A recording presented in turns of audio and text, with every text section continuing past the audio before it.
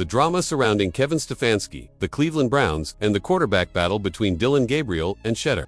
Sanders has erupted into one of the most heated controversies of the preseason. What began as a routine competition between a pair of young signal callers has now spiraled into a narrative that is shaking the foundation of trust between fans, the coaching staff, and even the players themselves. The spotlight, once dimly lit on Cleveland's quarterback room, now burns brightly with tension, fueled by mistakes on the field, words off of it, and a head coach whose decisions have left the football world stunned.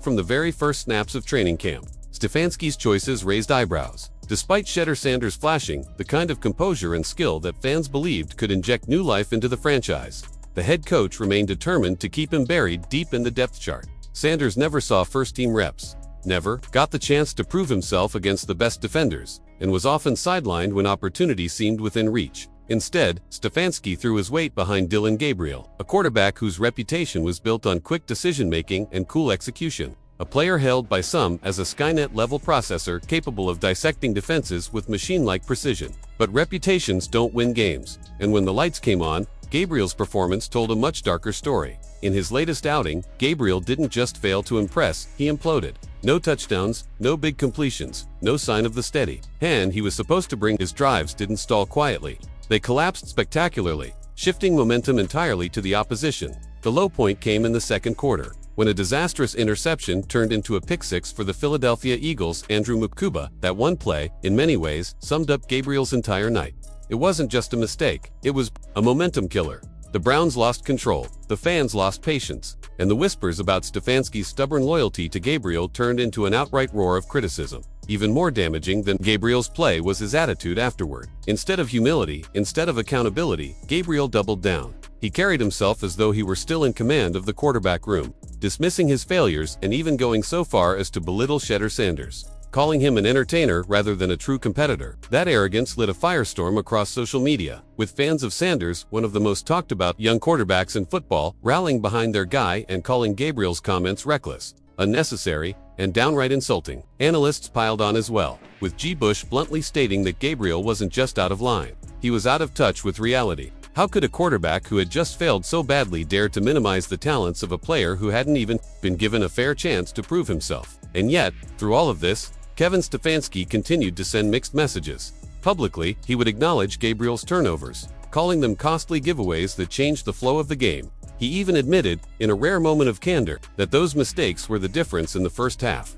But when pressed about Shedeur Sanders, his tone shifted. Stefanski insisted he was pleased with Sanders, praised his poise and his ability to operate the offense, but then turned right around and made it clear that Sanders was not going to be factored into the near future of the team. It was the ultimate contradiction. On one hand, complimenting Sanders for his performance, and on the other, denying him the opportunity to rise up the depth chart. That contradiction didn't go unnoticed.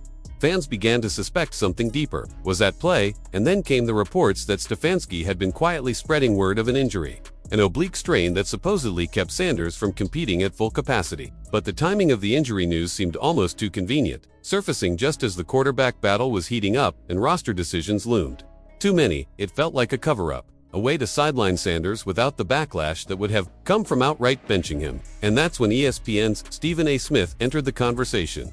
Never one to hold back, Stephen A. blasted Stefanski, accusing him of fabricating the injury story as nothing more than a smokescreen to keep Sanders out of the spotlight. According to Smith, this wasn't about protecting a young quarterback, it was about protecting Stefanski's narrative, one that favored Gabriel no matter how poorly he played. The accusations only added more fuel to the fire. Suddenly, this wasn't just about two quarterbacks fighting for a job, it was about honesty, transparency, and whether the head coach himself was sabotaging the potential of one of the most exciting prospects in football. If Stephen A. was right, then Stefanski wasn't just mismanaging the quarterback room, he was deliberately controlling the narrative to prevent Sanders from taking the field, even when it was clear to everyone else that he had earned the chance. But Stefanski's plan, if it ever truly existed, has unraveled in plain sight. Dillon Gabriel, the player he bet on, simply hasn't lived up to the billing.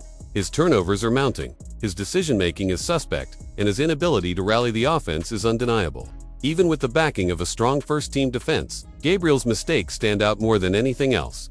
Instead of inspiring confidence, he's raising doubts about whether he belongs in the starting conversation at all. For Stefanski, the gamble of pushing Gabriel as the franchise's future has backfired spectacularly. And now, after weeks of resisting, the head coach has finally cracked. In his latest comments, Stefanski all but admitted that Gabriel's performance has been unacceptable. He acknowledged that Gabriel's giveaways cost the team dearly, and by doing so, he indirectly conceded what fans have been screaming all along, that perhaps he was wrong to hold back Shedeur Sanders. That admission, subtle as it was, marks a turning point. It is the first time Stefanski has publicly allowed doubt to creep into his unwavering defense of Gabriel.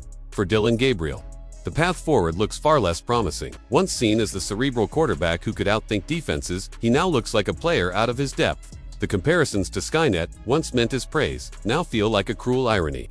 Instead of being the machine-like Terminator on the field, Gabriel has become the glitch in the system, the error that derails the Browns' momentum. His attempts to downplay Sanders have only worsened his image, making him look less like a leader and more like a player insecure about the competition. And for Kevin Stefanski, the stakes have never been higher. Every decision he makes from here on will be scrutinized through the lens of this quarterback controversy. If he continues to back Gabriel, he risks alienating a fan base that has already lost patience. If he pivots to Sanders, he must admit that he was wrong all along, something not every head coach is willing to do.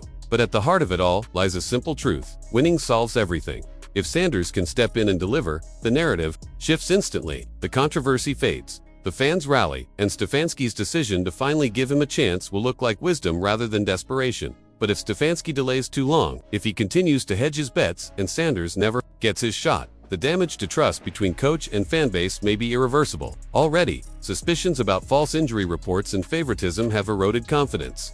Another misstep could push things past the point of repair. The Browns stand at a crossroads. One path leads to giving Shedeur Sanders the opportunity he has earned, the chance to prove himself not just as an entertainer, but as a true competitor and potential leader of the franchise. The other path clings to Dillon Gabriel, hoping against hope that he can turn things around despite all evidence to the contrary. The decision rests with Kevin Stefanski, but the clock is ticking, and the patience of Cleveland fans is wearing thin dots. So now the question turns to you. What do you think of Kevin Stefanski's handling of this quarterback battle? Is he finally owning up to his mistake by admitting Dillon Gabriel's struggles, or is he simply shifting the narrative to protect himself from criticism? Do you believe Shedeur Sanders will finally get the chance he deserves, or will the Browns continue down a path that fans believe is destined to fail? Let us know your thoughts in the comments below, and if you enjoyed this deep dive into one of the NFL's most controversial storylines, make sure to like this video, subscribe to the channel, and hit that notification bell so you never miss a breakdown of the stories shaking the league.